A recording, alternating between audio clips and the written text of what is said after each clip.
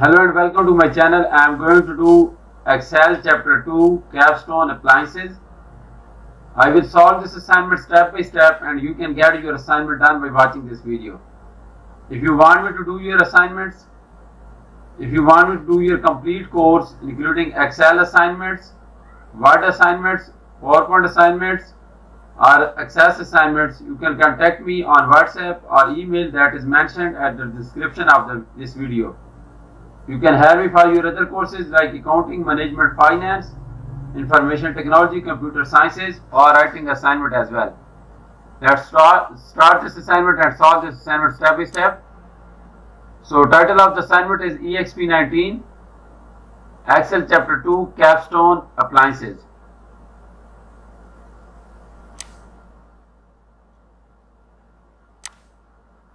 First step of the assignment is to download the Excel sheet that I have already downloaded this one, and we are supposed to solve this assignment in this Excel sheet. You can get this Excel sheet from your My IT Lab dashboard. So first step is just about downloading the file. That is why we will move to step number 2 directly, and we will solve step number 2.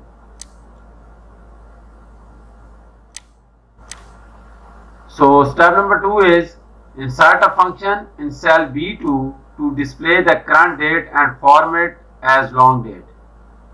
So we are supposed to show the current date in cell B2. So this is cell B2 and we are supposed to show the current date here. So we will use a function here, type equal sign and type today. So you will get today function here. This will show us the current date. So this is our current date, and now we are supposed to format this as the long date. So format this as the long date, and we will auto fit this one. So this is the current date, and we use today function to show the current date here. So that is all about step number 2. And step number 3 was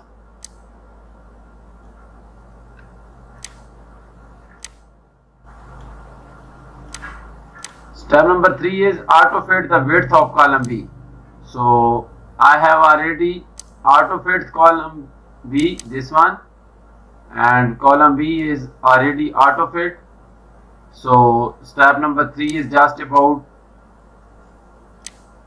auto fit the column B. So we have solved step number 2 and step number 3 now, and we will move step number 4 now.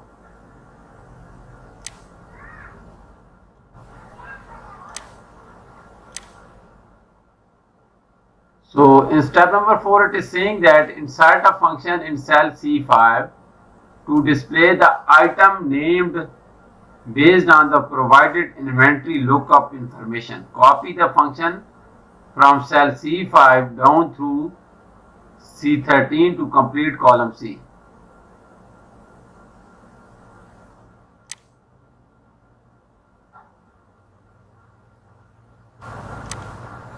So insert a function in cell C5 to display the item named based on the provided inventory information.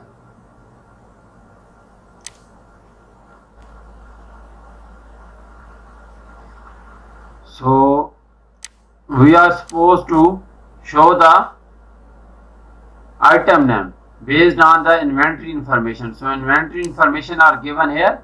These are the inventory information that are given, and we are supposed to show the item name based on these inventory information. And for this we are supposed to use our lookup function. So we will type an equal sign and we will type lookup. So we will get this function. Now we will click on this insert function symbol to type our function arguments. So our function argument will be, lookup value will be this one, B5. Our table array is this one, that is from A18 up to C23. A18 up to C23. This is our table array. Column index will be 2, and then we will make this false.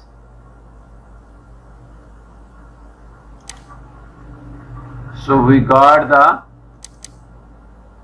inventory name, item name for this SKU, and you can see that 294211, and item name is refrigerator. This one we got the item name, and for this we used a lookup function, and our lookup value is B5. Table array is given, that is this one, A18 up to C23, and column index is 2, and then range lookup will be false. So now we will use the autofill handler to get the other item names, and we got the item names for all the inventory information, and you can match these item names to these one. So that is all about step number 4. So we have solved 4 steps so far. Let's move to next step, that is step number 5.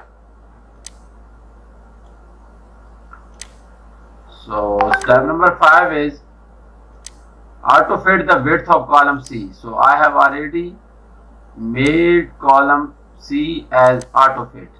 So that is all about step number 5.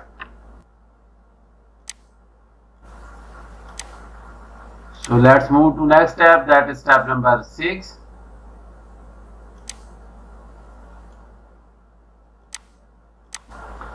So step number 6 is insert a function in cell E5 to display the item price based on the provided inventory lookup information. Copy the function from cell E5 down through E30 to complete column E. Just like step number 4, we are again supposed to use a lookup function.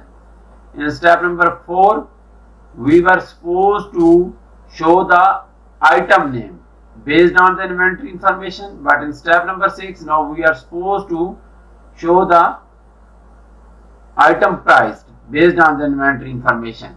And you can see that our table array is given here, this one, and now just like this one, we are supposed to show the item price. Here we were supposed to show the item name, but now we are supposed to show the item price based on this inventory information, and for this we will use a lookup function, and then we will copy the function down to the column E. So here we are supposed to use a lookup function. So type an equal sign and then type lookup, and we will get this lookup function. Then click on this insert function symbol to type the function arguments.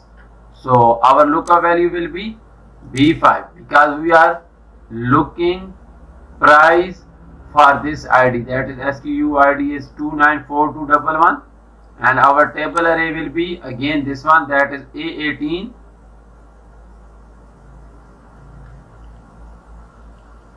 up to C23. That is our lookup table array, this one, from this one to this one, and now our column index will be third one, this one, because we are looking the column number from the table array. When we were looking for item name, we type 2, now we will type 3 because this is the third column in the table array, and again false. So now we will get the price for the item, that is 294211, and you can see that price is 1399, this one. And now we are supposed to use autofill to get the other values, this one. So that is all about step number 6, where we were supposed to use a lookup function to get the item price based on the inventory information. Let me repeat it again. We used a lookup function and we were looking the values for B5, this one. So our column table array was A18 up to C23, this one, and column index will be 3 because this is the third column in the table array, and then the false. So we got these values for all the items by using the lookup function. So that is all about step number 6. So now let's move to next step, that is step number 7.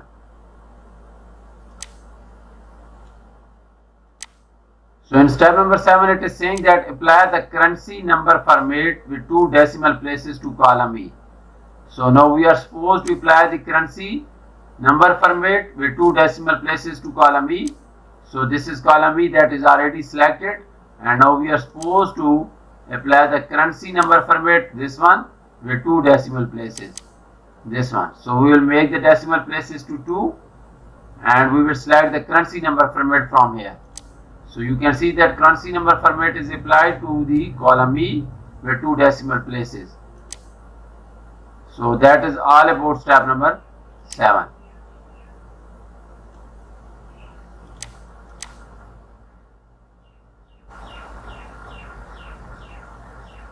Total steps in this assignment are 18, and now I am going to do step number 8.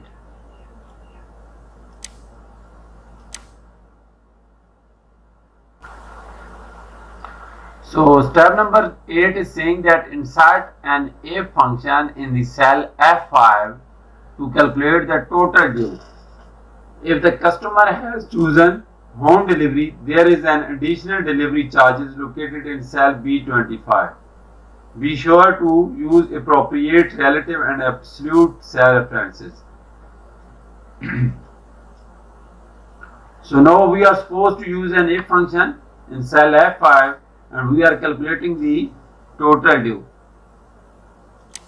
So this one, we are calculating the total due, and for this we are supposed to use an if function, and logical test or given condition is if the customer has chosen home delivery.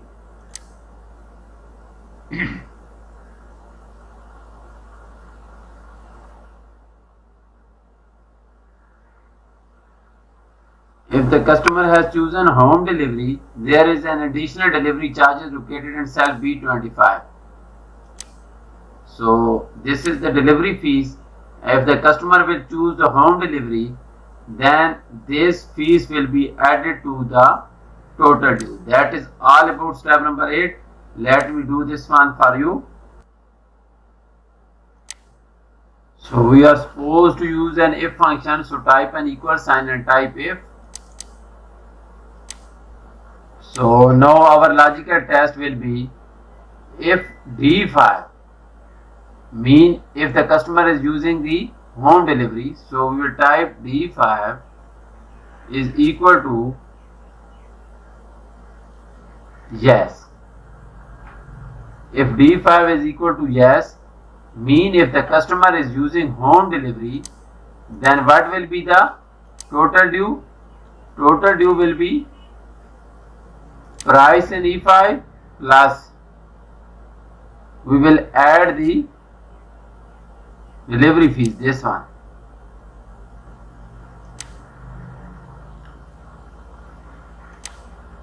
Otherwise, if the customer is not using the home delivery, then price will be equal to E5. So let me repeat it again. We are using a if function, and if the customer is using the home delivery, mean if D5 is equal to yes, then the total due will be the item price, this one, E5 plus the home delivery fees, that is B25. Otherwise the price will be the E5 only. So we will get this value, and after that it's saying that be sure to use the okay. I have done this one, and now last step for you, that is step number 9. Then for the remaining step I will just give you an overview because I have shown you 9 steps so far. So copy the function. So copy the function from cell C5 through F5 through F13 to complete column F, and apply the currency number format with 2 decimal places to column F. So now we are supposed to apply the first we will copy this function down to the column F to get the other values. So we got these other values. Now we are supposed to apply the currency number format with 2 decimal places to column F. So we got these values by using the if function. So I have shown you 9 steps so far, and for the remaining steps I will just give you an overview because I have shown you 9 steps.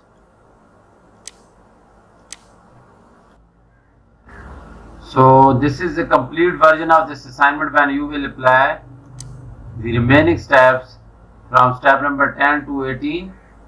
I have shown you 9 complete steps, and for the remaining steps you can just look at this final solution.